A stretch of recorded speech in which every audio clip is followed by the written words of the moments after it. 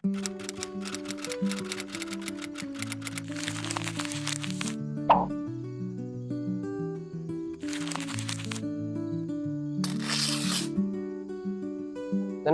man dati, pero may ka nagtitinok pag diri kaging papabuligit ng balata. Uy, dire ka to nagtotoo. Strategic laak para kaluuyan ako ni teacher. Strategic, iharos buhaton ko ikaw adto pa uli.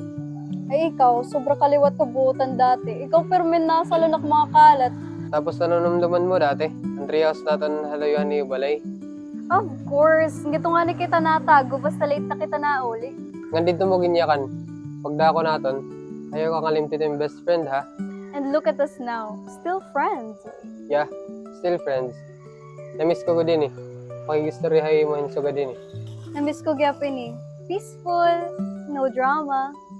Peaceful daw, pero po dan niya almost guy. Ah, Liam Mendoza. Di ko gina-expect nga magkikita kita dayon. Well, small school, masaya man labil ngon hi Andrea. So, sinundan mo hiya. Nope, coincidence la. Baka hindi rin mo kaya boyahan ko na nun dati na imo. Pero at least kami, may dati. Ikaw ba? May daniyo pas? Dati kami magkaupod. Namakatla ako. Pero di rin naman kinahanglan magkaadahin pas para magkaada kami in future. Future? Ginbayahan mo nga ni Hiya. Oo, ikaw ang nakada. Anoray ako.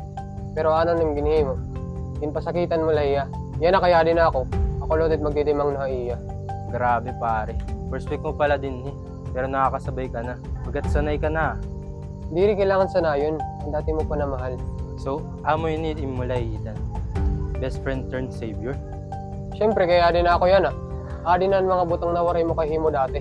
Enough! Wari ko ka mo ipa-contest. Wari niyo dapat patunayan. Andrea, gusto ko la. Kung gusto niyo mag-contest, fine. Pero siguraduhin na niyo nga dira ako't premyo. Kung ako pa'y di ka gaganunin at ika'y mamahalin na ng tama at yung madarama